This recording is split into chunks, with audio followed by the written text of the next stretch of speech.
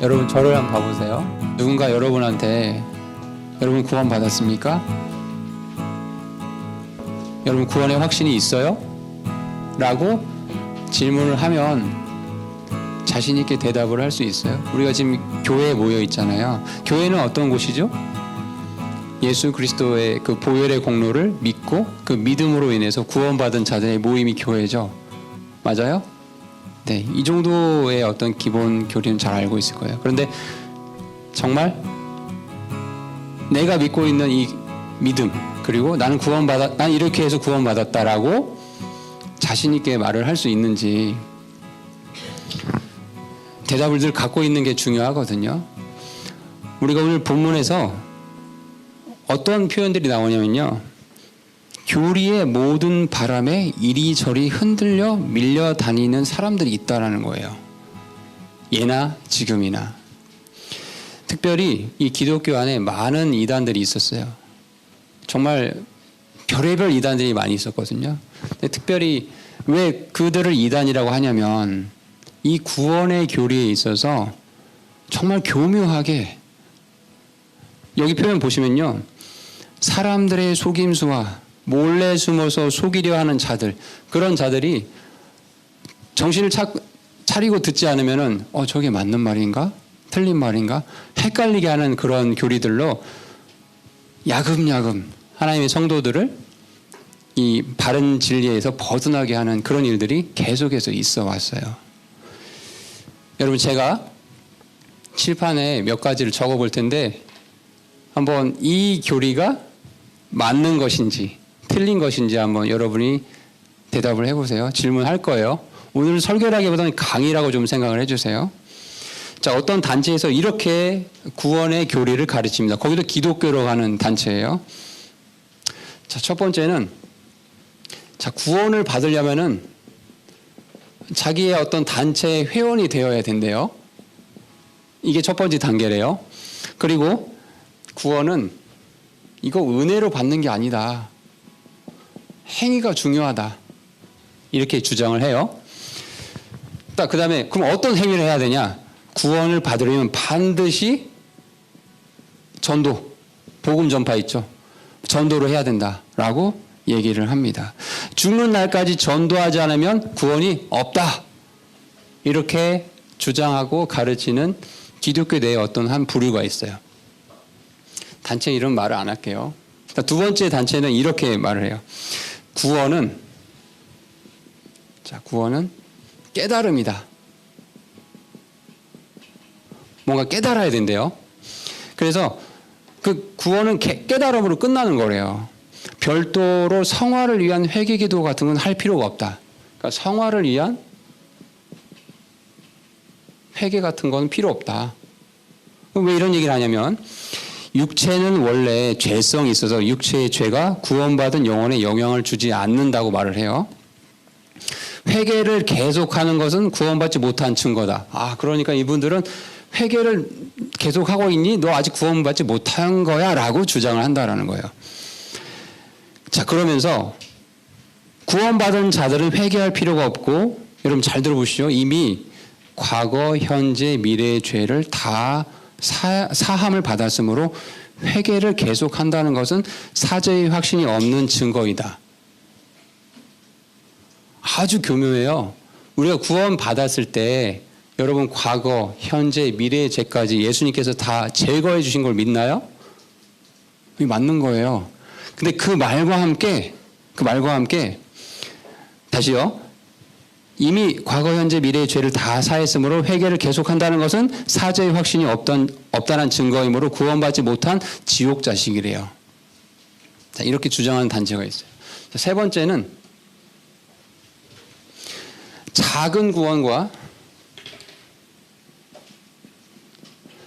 구원이 있고 큰 구원이 있대요. 그래서 작은 구원이 뭐냐? 믿음으로 얻는 구원이나 취소될 수 있는 불완전한 구원이다. 얘는 이제 믿음으로 얻는 거래요. 그러나 취소가 가능하다. 그럼 큰 구원은 뭐냐? 즉 영원한 구원인데, 이것은 율법을 지킴으로 얻어지는 구원이다. 이거는 율법을 지켜야 그걸 통해서 얻는 영원한 구원이래요.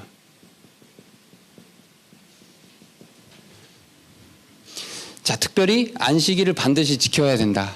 완전한 성화 또 어떤 성품의 변화를 위해서 부정한 음식과 육식을 금하고 채식을 해야 된다. 자, 이렇게 얘기를 해요. 자, 1, 2, 3 세 단체의 대표적인 구원 교리를 말을 했어요. 기독교라는 이름으로 간판을 걸고 있는 교회들이거든요. 여러분, 여기에 맞는 말이 있을까요? 없을까요? 다 틀렸을까요? 그것도 아니에요. 그러니까 우리 본문에 지금 사람들의 속임수와 몰래 숨어서 속이려 하는 자들의 사용하는 간교한 술수 때문에 여기 지금 다 틀린 말은 또 아니거든요. 일부 맞는 말들이 중간중간 있거든요. 그러다 보니까 자기가 생각할 때 이렇게 하는 게 맞는 것 같아라고 해서 거기에 가는 거예요. 그 단체에. 많은 사람들이. 또 그러다가 거기서 또 실망을 하고 여기는 이런 점이 부족하네. 또 다른 데를 가는 거예요. 근데 다른 데를 바르게 찾아가면 좋은데 자기가 바른 기준이 없다 보니까 예를 들어 여기서 있다가 여기로 옮기고 여기서 있다가 여기로 이런 경우가 참 많아요. 교리의 바람에 흔들려서 이리저리 밀려다니는 거죠. 이렇게 되면 참 신앙생활이 너무 힘들죠. 어렵고. 이런 일들이 여러분한테 일어나면 안 되겠지만 대학을 올라가잖아요. 정말 다양한 부류의 믿음의 친구들이 있어요. 선배들이 있어요. 특히 이 단체 아주 늘씬늘씬한 사람들이 많아요.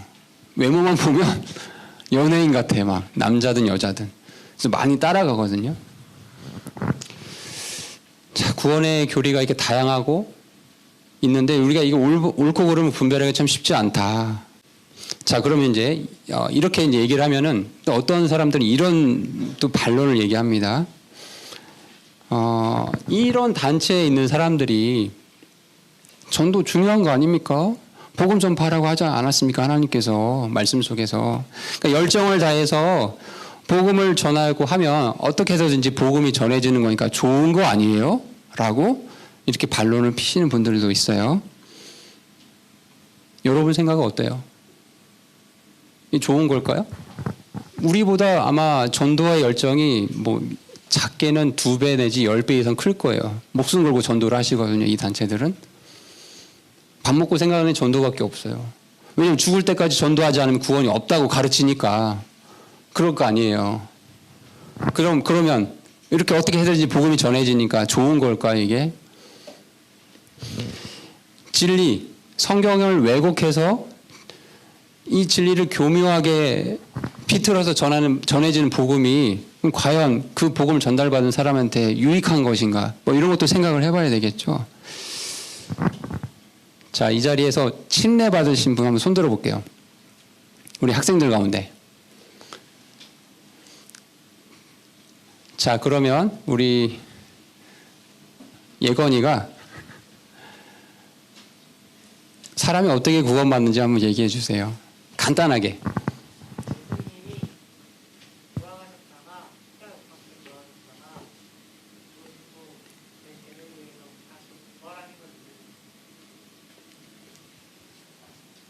행위는 필요 없어요? 구원받는데 내 행위가 필요 없어요? 전도 안 하면 지옥 가는데 괜찮아요? 괜찮아요?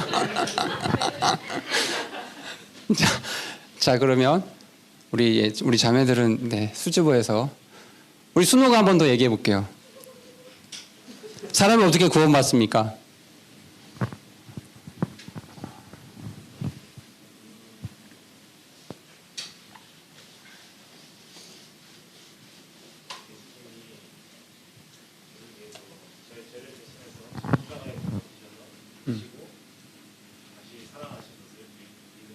네, 좋아요. 여러분 지금 우리 두 친구가 대답을 했는데 여러분 요한복음 너무 잘하는 말씀 있죠? 네, 요한복음 3장 16절 우리 한번 암송을 해볼까요? 적어볼게요. 한번 불러줘 보세요. 하나님께서 세상을 이처럼 사랑하사. 그 다음 뭐예요? 자신의 독생자를 주셨으니. 그 다음 뭐예요? 이것은 누구든지. 그 다음 뭐예요? 이것은 누구든지 그를 믿는 자는 멸망하지 아니하고 영존하는 생명을 생명 얻는다. 네, 좋아요. 여러분 성경 찾았으면은 그 다음 밑에 있는 36절도 한번 읽어줘 보세요. 요한복음 3장 36절 뭐라 되어 있습니까? 네, 아들을 믿는 자. 이 사람에게 뭐가 있대요? 영존한 생명이 있대요. 그리고 믿지 않는 자는 생명을 보지 못하고 도리어 하나님의 진노가 그 위에 머물러 있다. 잘 보십시오, 여러분. 여러분, 이 간단한 우리가 잘 암송하고 있는 이 말씀 있잖아요. 이게 진리예요. 이게 진리입니다. 여기서 중요한 게 뭐죠? 우리 인간의 입장에서 가장 중요한 게 뭐예요? 구원 받으려면 뭘 해야 돼요? 맞아요. 누구든 이거 안 나오네요.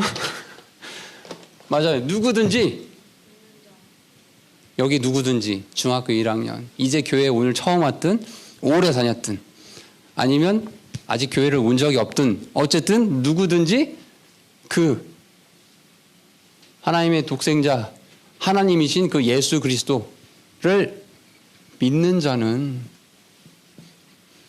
내 행위와 관계없죠. 그렇죠? 전도를 뭐 죽을 때까지 해야 되는 거 아니죠. 뭔가를 깨달아야 그게 아니죠. 그냥 단순하게 이렇게 하나님이 하셨다고 나 믿을게요. 그 순간에 구원을 주신다라는 거예요. 이게 기독교의 복음이고 이게 올바른 구원이에요. 이렇게 말을 했으면 좋겠어요. 자, 그러면 우리가 이제 구원에 대해서 얘기할 때 오직 믿음으로 구원을 받는다. 뭐라고요? 뭐로 구원받는다고요? 믿음. 누굴 믿어야 돼요? 하나님이신 예수 그리스도를 믿는 거예요. 그렇죠? 그렇죠? 자, 그런데 그럼 행함이 전혀 필요 없냐? 어때요? 이 말은 맞는 말이에요? 틀린 말이에요? 어떻게 설명해야 돼요? 그럼 믿었으니까 마음대로 살아도 돼? 예수님 믿는 순간에 영존한 생명 얻었으니까 과거 현재 미래 모든 죄가 용서받았으니까 너 이제부터 마음대로 살아도 돼? 라고 누가 질문하면 뭐라고 대답해야 돼요? 그래요. 우리 성현이 안 졸고 있었네요. 네, 한번 대답해 주세요. 네, 뭐라고 대답해야 돼요? 구원을 받으면 성화가 돼서 점점 죄를 짓는 게 없어져야 된다. 구원 받으면 성화를 좀 설명해 주실래요? 성화가 뭔데요? 성스러워지는 거. 성스러워지는 거. 강현이가 뭔가 대답할 듯하게 손을 든 것 같아서 약간 머리가 뜬 거였어요. 성화에 대해서 한번 설명. 성화가 뭐죠? 예, 성화가 뭐예요?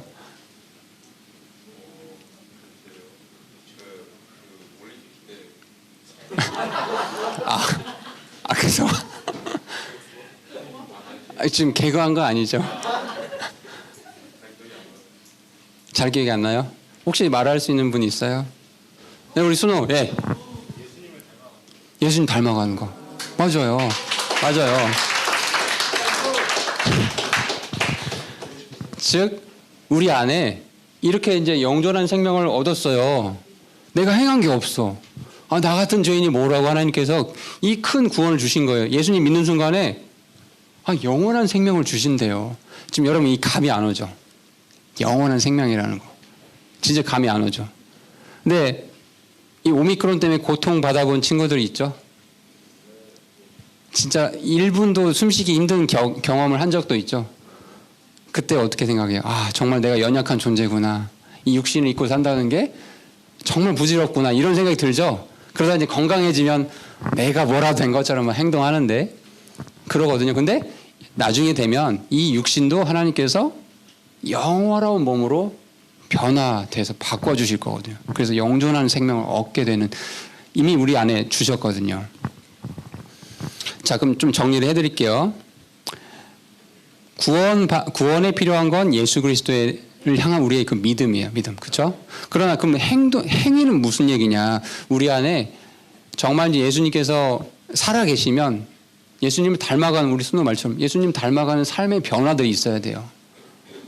그렇죠? 그게 이제 성화의 삶이에요. 그러니까 고린도후서 13장 5절에 이런 말씀이 있어요. 너희가 믿음 안에 있는지 너희 자신을 살펴보고 너희 자신을 검증해래요.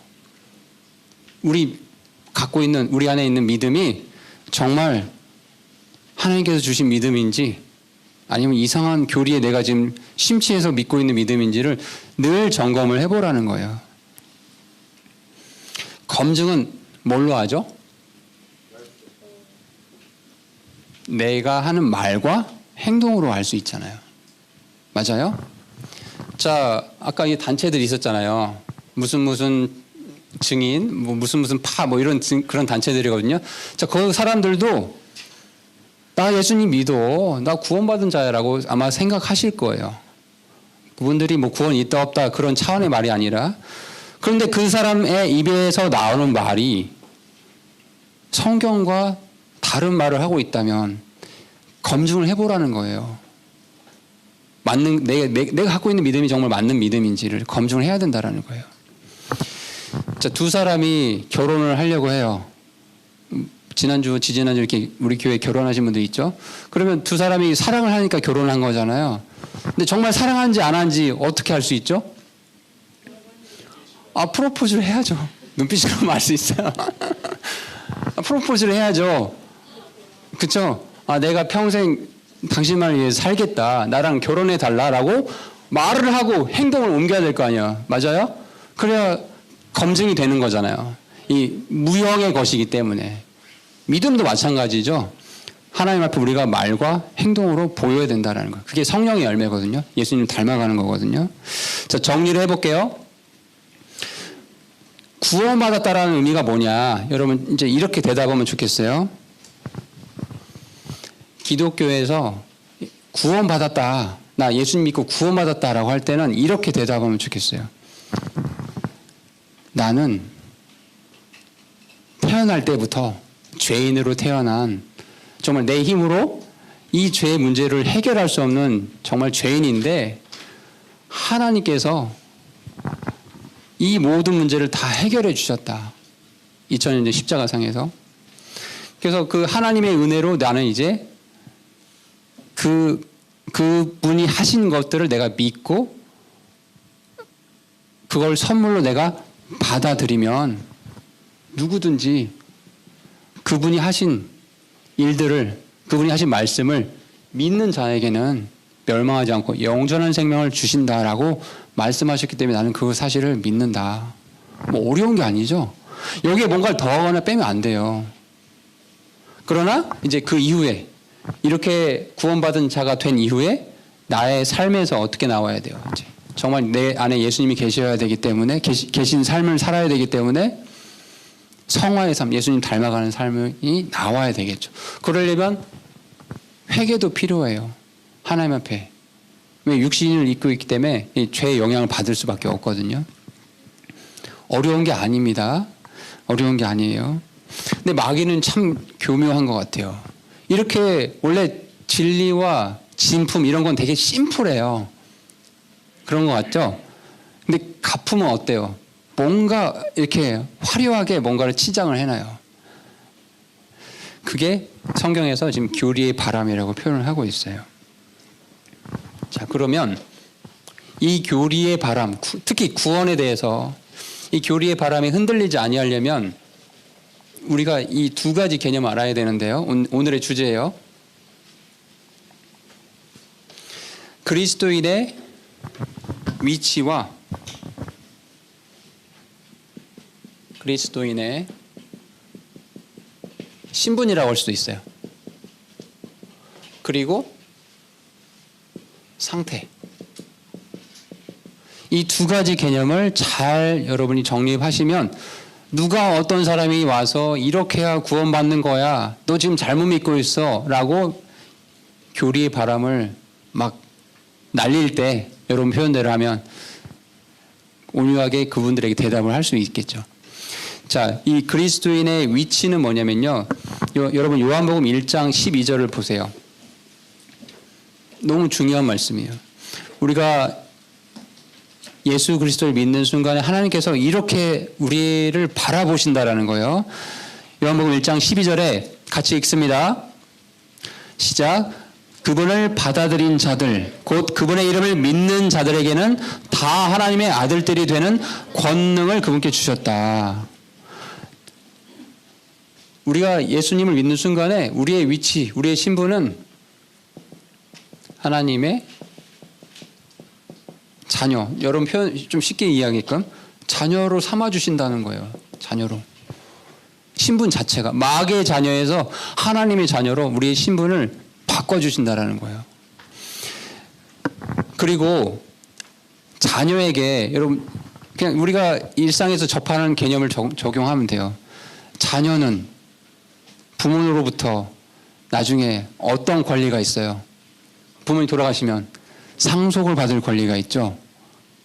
마찬가지로 하나님께서도 로마서 8장 17절에 가보면은 하나님의 자녀들에게 상속자, 곧 하나님의 상속자 그리스도와 공동 상속자로 삼아주신다는 표현을 하고 있어요.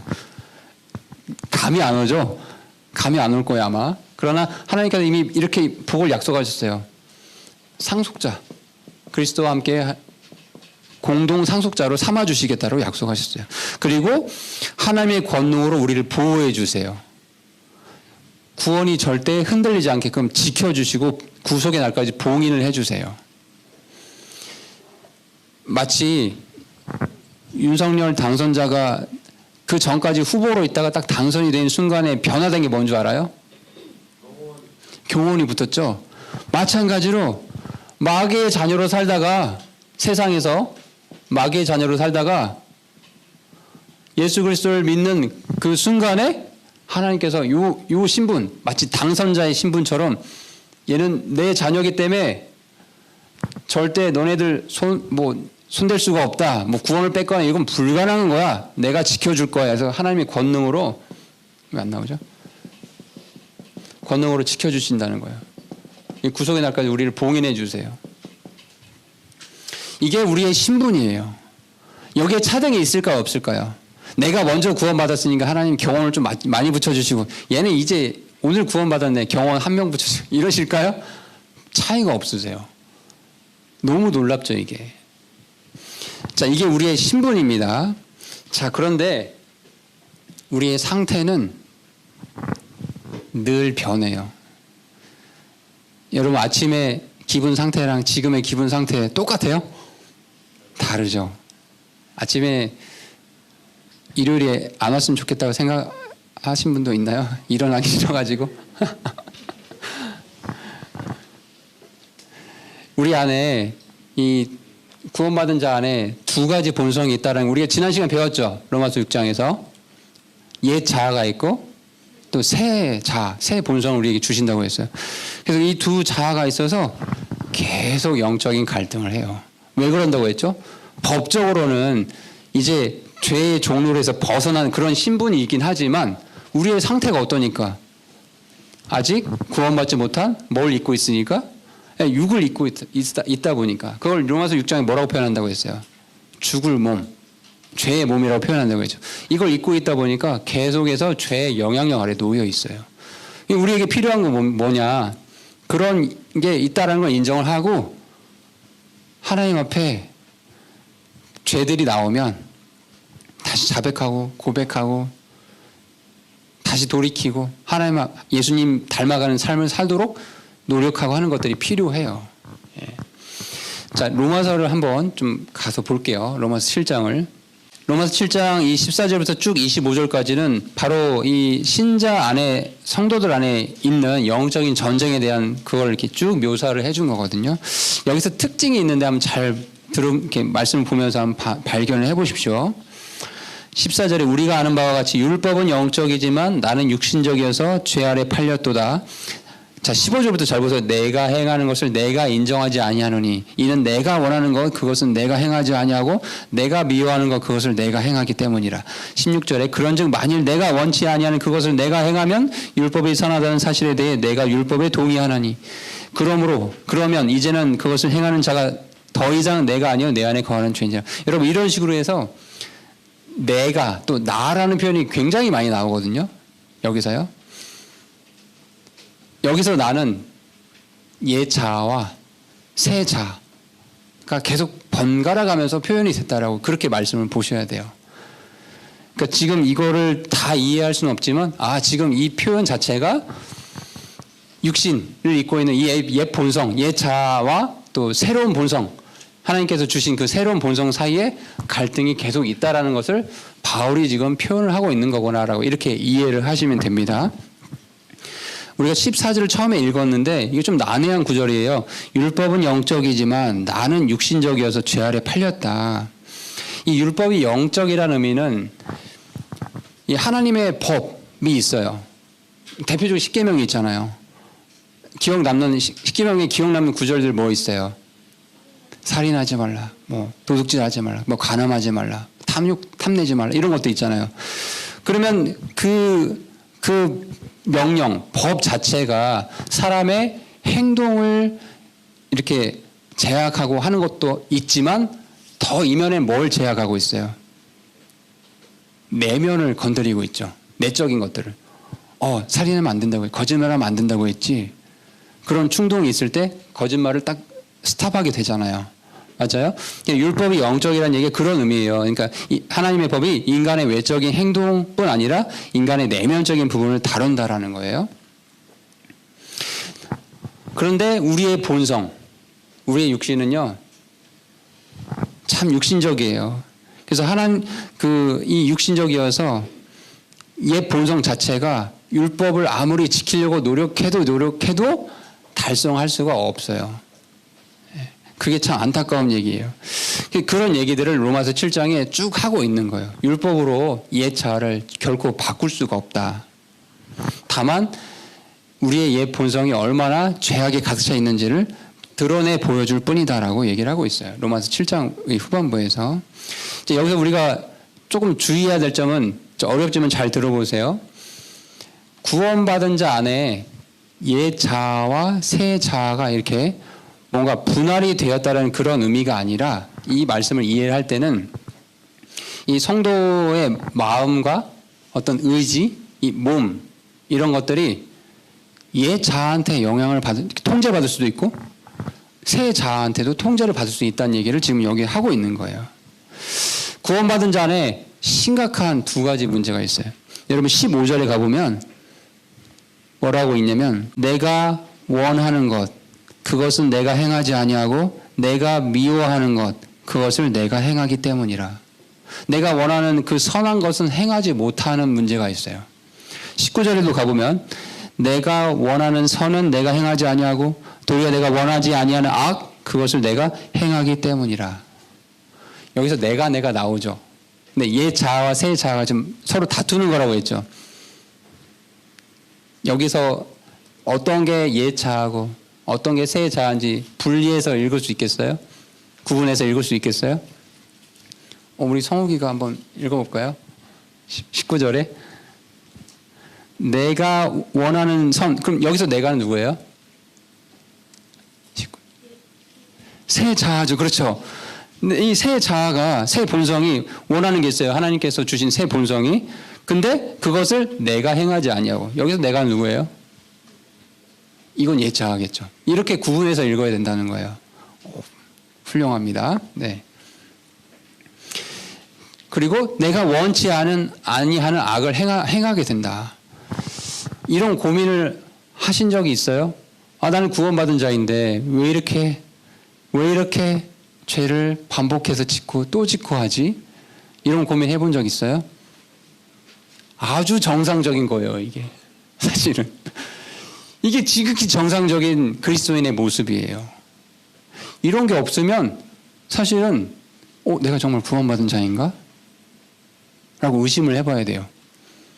왜냐하면 구원받지 못하는 사람들은 자아가 한 사람이잖아요. 자기 육신이 원하는 대로 그냥 행하거든요. 주일날 예배 못 드렸다고 해서 죄책감 가질까요? 아니잖아요. 근데 우리는 어때요? 교회에 충분히 올 수 있는 조건인데도 내가 게을러서 의지를 발휘해서 안 왔어요. 그럼 어때요? 여러분 마음이 어때요? 좋지 않죠? 좋지 않아요? 정상이에요? 모처럼 꿀잠 잔다 이러면 안 된다고요? 이게 정상이라는 거예요. 네.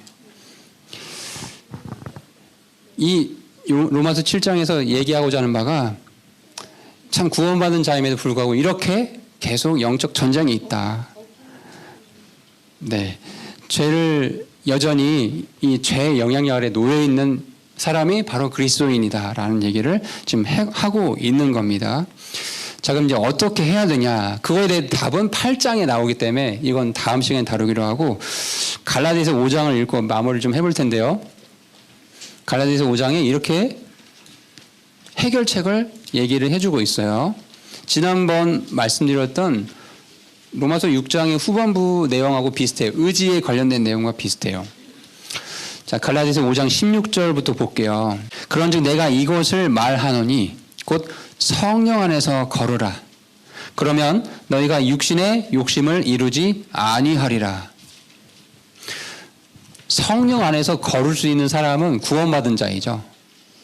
맞아요. 지금 우리 구원받은 자들에게 말씀하고 있는 거예요. 갈라디아서 5장 16절에 성령 안에서 걸어라. 그러면 너희가 육신의 욕심을 이루지 아니하리라. 말씀을 잘 생각하면서 봐야 됩니다. 17절에 육신은 또는 옛 자아는 이렇게 생각할 수 있겠죠. 육신은 성령을 대적하여 욕심을 부리고 성령은 육신을 대적하나니 이 둘이 서로 반대가 되므로 너희가 원하는 것들을 너희가 할 수 없느니라. 그러나 너희가 성령의 인도를 받으면 율법 아래 있지 아니하니라. 여러분 17절의 말씀을 한번 곰곰이 생각해보고 여러분 일기장에도 적어보면 좋겠어요. 다시 한번 천천히 읽어볼게요. 그리고 질문을 할 거예요. 육신은 내 옛 자아는 성령을 대적한대요. 그럼 뭘 하죠? 그래서 그 육신이 하는 일이? 말씀대로 보세요. 성령을 대적해서 뭘 한대요? 욕심을 부린대요. 그리고 성령은 육신을 대적하나니 이 둘이 서로 반대가 되므로 너희가 원하는 것을 너희가 할 수. 여기서 보세요. 너희가 원하는 것은 여기서 너희는 새 자아겠죠. 새 본성. 맞아요? 그 하나님 원하시는 선을 하고 싶은데 이것을 할 수 없게 자꾸 발목을 잡는다라는 거죠. 이 육신이. 어떻게 하면 성령 안에서 걸을 수 있다라는 얘기를 17절에서 발견할 수 있을까요? 내가 무엇을 내 안에서 뭘 점검하면 이런 발목 잡히는 거에서 벗어날 수 있을까요? 말씀 속에 지금 답이 있거든요. 어떤 단어가 눈에 들어왔었어요? 육신은 성령을 대적하여 욕심을 부린다. 욕심이란 단어가 눈에 들어오나요? 욕심. 여러분 욕심 자체가 죄악일까요? 내가 뭔가를 이루고 싶은 욕망, 욕심이 있어요. 그 자체가 나쁜 거예요? 아니죠. 그게 없으면 사람이 아니에요, 사실은. 밥 먹고 싶다, 뭐 햄버거 먹고 싶다, 이것도 욕심이잖아요, 그잖아요. 맞아요? 그러니까 욕심 자체는 중립적인 거예요. 중립적인 거. 그런데 성령을 대적하여 부리는 욕심들이 있어요. 이거는 각자의 신앙의 기준에 따라 다 다를 거예요. 아까 우리가 예를 들었지만 주일날 바쁜 일 있으면 예배 빠질 수도 있는 거지. 자기가 정하는 거예요. 나는 왜냐면 그 일이 더 중요하다고 판단했고 그 일을 꼭 참석해야 된다는 욕심이 있기 때문에. 근데 어떤 분은 나는 죽어도 교회에서 죽겠다. 예배에 참석하는 분이 있어요. 그럼 그분이 정하는 어떤 선인 거죠.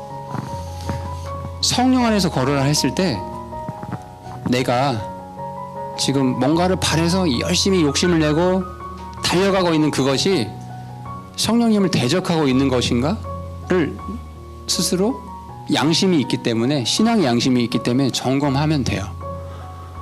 그러면 우리 순호가 얘기한 것처럼 예수님을 닮아가는 성화의 삶으로 우리가 한 걸음 한 걸음 나아갈 수 있을 거예요. 선생님 초반에 구원에 확신이 있냐, 정말 구원 받았냐 이런 거 물어봤잖아요. 네. 이 질문에 대한 대답을 늘 갖고 계시고, 이미 구원받은 자들이라고 여기에 다 있다고 믿어요. 그렇다고 한다면 이제 어떻게 해야 돼요? 갈라디아서 5장 17절을 뼈에 새기세요. 육신은 성령을 대적하여 욕심을 부리는구나. 내가 욕심 부리는 게, 내가 뭔가를 바래서 굉장히 애를 쓰고 있는 게 성령을 대적하는 일이 아닌 것이 돼야 된다라는 거죠. 이와 반대되는 구절이 있어요. 빌립보서 2장 13절에는 자신의 선한 기쁨에 따라 너희 안에서 일하사 뭔가를 원하게도 하시고 행하게도 하시는 분은 하나님이시다라는 말씀이 있어요. 빌립보서 2장 13절에. 그러니까 우리가 욕심을 부리는 게 이런 거가 되면 너무 좋을 것 같아요. 내가 뭔가를 바라고 이 일을 내가 반드시 해야겠다라고 하는 그 욕심이 하나님이 주신 것이 되면 이것이 참 아름다운 그리스도의 모습이라고 선생님 이렇게 믿거든요. 우리 모두 그렇게 되었으면 좋겠습니다. 자, 기도하고 마치겠습니다.